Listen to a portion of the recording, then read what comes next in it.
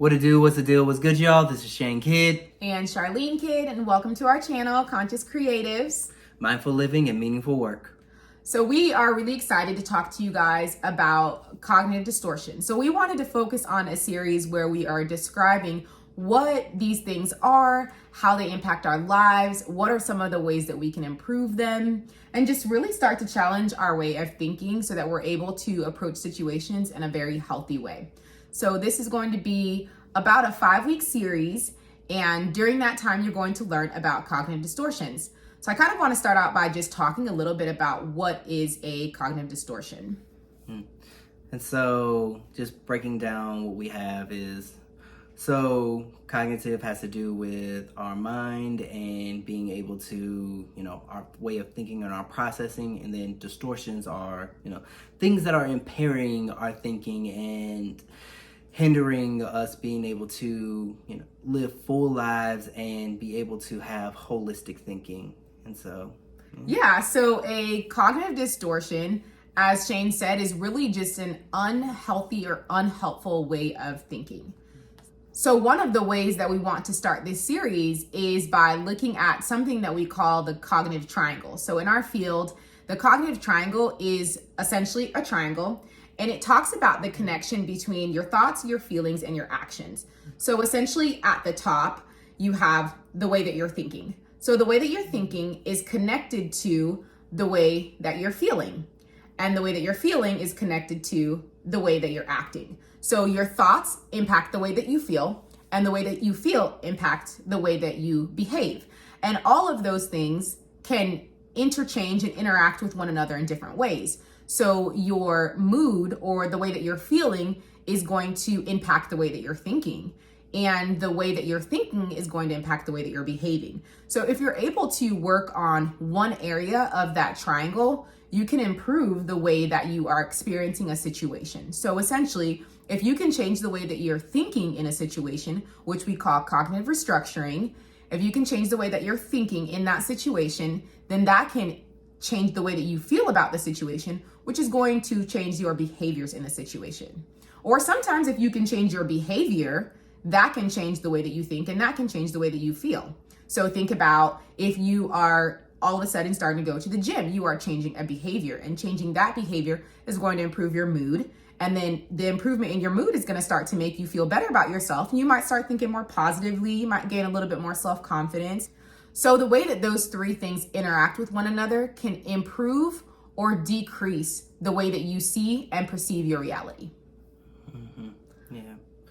Yeah. And so there are different ways that we see cognitive distortions show themselves up in our mind, and just being able to recognize when we see those things becomes very important so that we know how to adjust and reframe our thinking in a way that is able to allow us to expand our perspective. Yeah, so you might have heard us before talk about something called all or nothing thinking, or you might have even heard us talking about jumping to conclusions. These are actually things that people don't recognize as common unhelpful thinking style or common cognitive distortions. So there are about 15 of them that we would like to go through, and we're just going to kind of in this first video rattle them off really quickly. And then as the weeks progress, we'll be able to break them down for each of you so that you're able to learn a little bit more about each distortion and see if this is something that you notice about yourself so that you can start to work through some of that. So here are some of the cognitive distortions that you'll hear about from us during this series: magnification, minimization, overgeneralizing, catastrophizing, emotional reasoning, personalization. We have all or nothing thinking, jumping to conclusions, and 2 types of jumping to conclusions are mind reading and fortune telling. The other cognitive distortions are labeling, personalization, disqualifying the positive, as well as should statements. So those are all of them that we're going to discuss with you. Let's jump in. Okay, yes.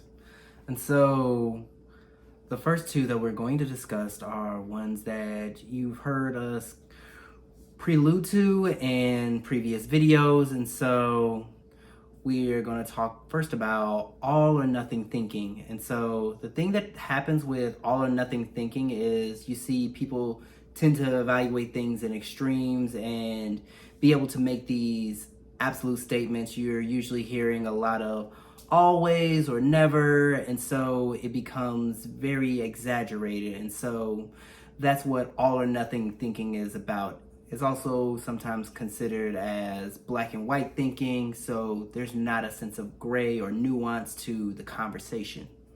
Yeah, and that's actually the key to essentially working through all or nothing or black and white thinking, is trying to live in a shade of gray. Life is never that black and white. Obviously, there are some things that are very black and white, but when it comes to the way that we're thinking, we have to be able to not swing to such extremes or try to force our experiences or force our thoughts to be one thing when it could potentially be something else. So an example of black and white or all or nothing thinking might be thinking something along the lines of, oh, I'm a failure, I'm gonna fail this test. Or if I ruined my diet by eating one cookie, then I might as well eat the whole bag. That's a big one. And so you might notice that you do something like that, right? You might think, I always jump to the example of going on a diet because it really is just the easiest one, or even being a student. Like, it's either this or it's this. It's never this shade of gray. Mm-hmm. And so oftentimes when people say, oh, I'm going to start my diet on Monday, that's an indication that somebody is probably struggling with some type of all or nothing or black and white thinking, because they feel like, well, I can't do this right now perfectly, so I'm going to wait until I can do it perfectly. When in reality, there's no such thing as perfect. And so being able to say, I'm going to eat this cookie, and then afterwards, I'm going to have my salad. I probably should have my salad first, then my cookie, right? Yes, you should. So I'm going to eat my salad, and then I'm going to have a cookie. And it's okay that I have a cookie. Just because I eat a cookie for a snack, that does not mean that now I need to go to Burger King for dinner. We don't even eat at Burger King. Why did that come to my mind? I don't know. It was because I was for trying me in my household. I was trying to think of not. something that was like unhealthy and not good. Sorry, Burger King. But No, we're not sorry. Sorry. I'm like, yeah. I'm like, we are not a Burger King household. Like, don't come for us, Burger King. They do not. At this point, they are not coming for us. You don't know if this video is gonna blow up, and then everybody's gonna know we think Burger King is terrible. Actually, that probably may be why it blows up. So you might think like, oh, if I ate a cookie for lunch, oh, well, then my diet's ruined. I might as well eat whatever the heck I want for dinner. And it's just not a healthy way of thinking. And that's often why people tend to swing back into unhealthy eating styles after they've tried to adapt, because they're either like super, super, super healthy eaters and they don't know how to have a sense of balance where they can maybe have one cookie, or they're like, it's really hard to do, so I'm not even going to try because I won't be able to do it perfectly. Yeah. And so when it comes to those types of cognitive distortions, it becomes important for us to really begin to ask questions that allow for an opportunity for nuance to come into the picture, and even in sometimes recognizing, like, for the example, it's like, oh, you ate a cookie, now you got to eat the whole bag. It's like, what about that says you have to eat the whole bag? What says that has ruined your entire diet, all the progress that you have made? Mm-hmm. Or in the example of, oh, I failed this test, so that means I'm a failure, or that means I'm a bad student. You could ask yourself, what is some evidence that that's not true? So I got an A on my last test, or I got a B on this assignment, or I have a B in the class, or even a C in the class. Clearly that's evidence that's showing that, no, I'm not a failure, because I'm not actually failing this class. And even if I was failing this class, what are some of the areas in my life that I'm doing well in? So that tells me that I'm actually not a failure, because I can see where I'm having success in other areas of my life. So one of the questions that you might want to ask yourself when you're struggling with this all or nothing or this black and white thinking is, what is the evidence that tells me that that's not actually true? And that's a question that you're going to ask yourself in your head which takes a little bit of getting used to. It's really different when you start to challenge some of those unhealthy thoughts that you're having. But the more you practice these kind of questions, when unhealthy thinking styles or cognitive distortions come into your mind, the easier they become. So what's our next one?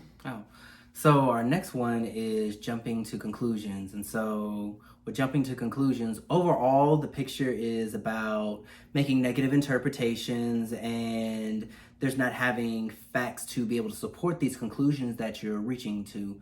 And so you have it categorized in two ways. You can be mind reading, in that you're predicting that someone is going to react in a negative manner, or fortune telling, where you're anticipating that something bad is going to happen in this particular situation, i.e. just being extreme. It's like, I go outside, I'm gonna get hit by a car. It's like, you don't have any evidence of that in that aspect of it. Or you feel like you're going to, if I ask this question in class, I'm gonna look stupid. Yeah, and I think the car one is a really good example. So let's talk really quick about, maybe someone might have experienced some trauma. Maybe they got into a car accident and that was really traumatizing for them. So now you have this fear about going into a car and driving yourself, right? You might have to ask yourself, so I know that I got into a car accident on my last car ride. So is there any evidence or is there any proof that I'm going to get into a car accident again? And that is when you're fortune telling, because you say, oh, because I got into a car accident, this is going to happen again. You're trying to decide what's going to happen. And that might seem like an extreme example. So we can even think of, say, for example, in dating, right?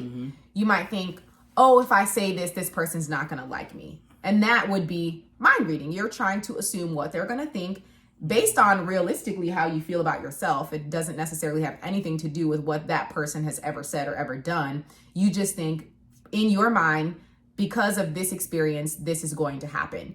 And so mind reading is trying to assume what that person is thinking. So you might say, or like Shane said, if you're in class, you raise your hand, oh, everyone is going to think that I'm dumb, or everyone's going to laugh at me. And you really have to be able to challenge that thought and say, why do I think everyone's going to laugh at me? Why do I assume this person is going to respond this way?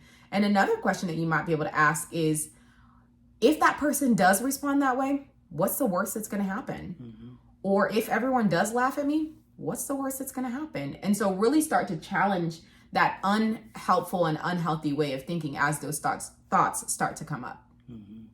Yeah. Just beginning to really think through and process, like, as she mentioned, where's the evidence? It's like, if you've never had that experience, then trying to predict things can sometimes be a little more helpful, more hindering than helpful. And so being able to embrace the moment and be able to be willing to take the chance, it becomes very important to do. And even if you have had that experience before, what are the chances that it's going to happen exactly the same way again? That's another question to ask yourself. Like, what are the chances that this person respond exactly the same way that the other person responded? Probably a pretty slim chance. And if it does, what's the worst that's going to happen from that, right? So really starting to ask yourself those questions that pretty much break those down so that you're able to challenge the way that you're thinking, so that you're able to think in a more healthy way. And we think it's really important to be able to talk about these unhelpful or unhealthy thinking styles, which again, in our field, we call them cognitive distortions, because the way that you think, as we said in the triangle in the beginning, the cognitive triangle, really impacts the way that you feel and the way that you behave. So if I think that this is going to happen, I'm going to feel a specific way about it, and I'm either going to do that thing or not do that thing based on how I think, not based on what reality is. It's completely in my head whether or not this is going to happen. I'm just deciding what's going to happen before I even attempt to make it happen. And that can lead to anxiety, that can lead to depression, because you are not allowing reality to actually be experienced. You're deciding what your perception is reality. So you're deciding what reality is in that moment without giving it a chance to really surprise you and be different. Yeah. And so giving opportunities for different possibilities and new realities to come to fruition is very important, and it's a process. So taking it one day at a time and being able to be kind to yourself is very important. Absolutely. Definitely. Being kind to yourself, because it's not easy to change the way that you think. If it was easy, I would be in the gym all the time, but I'd be taking breaks because it's hard to stay on track. But seriously, like, it's challenging to change the way that you think because our life experiences have had a huge impact on how we think. And so being able to restructure your thinking or change the way that you're thinking, especially as you're deciding who you want to be, what you want to do, is really important. Think about someone who's trying to start a business. If their whole life they've been told that they're a failure, it's going to be really hard to start a business without really telling yourself, how do I know if I'm going to fail at this if I don't even try? So I think that's everything that we have for this first video of our Cognitive Distortion series. We are really excited about talking to you guys about this stuff. Obviously, we love therapy. We love the work that we do. And so we're really excited about sharing it with you all, especially as creatives, because we think that this is a space where we really do have to challenge the way that we think, because people's perceptions of us, people's ideas of us can really shape us if we don't have a solid foundation and a healthy way of thinking for ourselves. Yes, that's so true. And so, yeah, I would like to say, make sure y'all like, comment, and subscribe. And we look forward to seeing y'all next week. Yeah, so peace.